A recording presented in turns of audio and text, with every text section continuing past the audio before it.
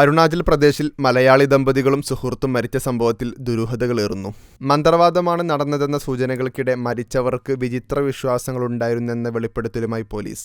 ദമ്പതികളായ കോട്ടയം സ്വദേശി നവീൻ തോമസും ദേവിയും സുഹൃത്തായ ആര്യയും അന്യഗ്രഹ ജീവിതം ആഗ്രഹിച്ചവരാണെന്നാണ് പോലീസ് കരുതുന്നത്.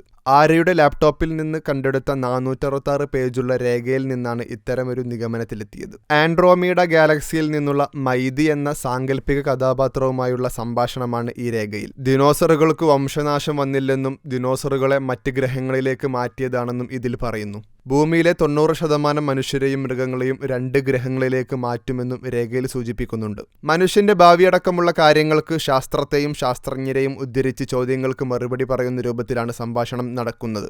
ഡാർക്ക് നെറ്റ് വഴിയാണ് ഈ വിവാദ വെബ്സൈറ്റുകൾ പരതിയിരുന്നത്. അതുവഴി മറ്റുള്ളവർ ബ്രൗസ് ഹിസ്റ്ററി മനസ്സിലാക്കുന്നത് തടയാൻ കഴിയും. സംഭവത്തിൽ പ്രത്യേക അന്വേഷണ സംഘത്തെ രൂപീകരിച്ചിട്ടുണ്ട്. തിരുവനന്തപുരം കന്റോൺമെന്റ് എസ്.പിയുടെ നേതൃത്വത്തിലുള്ള 6-അംഗ സംഘമാണ് കേസ് അന്വേഷിക്കുന്നത്. ദേവിയുടെയും ആര്യയുടെയും സഹപ്രവർത്തകരുടെയും ബന്ധുക്കളുടെയും മൊഴി രേഖപ്പെടുത്തും. മാർച്ച് 27-നാണ് നവീൻ തോമസും ദേവിയും ആര്യയും അരുണാചലിലേക്ക് പോയത്. അരുണാചലിന്റെ തലസ്ഥാനമായ ഇറ്റാനഗറിൽ നിന്ന് 100 കിലോമീറ്റർ മാറി സിറോയിലെ ഹോട്ടലിലാണ് ഇവർ മുറിയെടുത്തത്. ആര്യ മകളാണെന്നാണ് നവീനും ദേവിയും ഹോട്ടൽ അധികൃതരോട് പറഞ്ഞത്. ഏപ്രിൽ 2-നാണ് മൂവരെയും മരിച്ച നിലയിൽ ഹോട്ടൽ അധികൃതർ കണ്ടെത്തിയത്. ഈ മാസം 7-ന് ആര്യയുടെ വിവാഹം ഉറപ്പിച്ചിരുന്നു. ആര്യയും ദേവിയും തമ്മിൽ നല്ല സൗഹൃദത്തിലായിരുന്നു. ആര്യയെ കഴിഞ്ഞ മാസം 27 മുതൽ കാണാനില്ലെന്ന് കാണിച്ച് പിതാവ് പോലീസിൽ പരാതി നൽകിയിരുന്നു. ആര്യയും ദേവിയും ചില വിദ്യാർത്ഥികൾക്ക് ഓൺലൈൻ വഴി ട്യൂഷൻ എടുത്തിരുന്നു. കുറച്ചു ദിവസത്തേക്ക് ട്യൂഷനില്ലെന്നും അടുത്ത ട്യൂഷൻ സമയം അറിയിക്കാമെന്നും ഇവർ വിദ്യാർത്ഥികളോട് പറഞ്ഞിരുന്നു. ഇതിന് പിന്നാലെയാണ് മൂവരും അരുണാചലിലേക്ക് പോയത്. പോസ്റ്റ്മോർട്ടത്തിന് ശേഷം വിട്ടുനൽകിയ മൃതദേഹങ്ങൾ ഇന്നലെ സംസ്കരിച്ചു.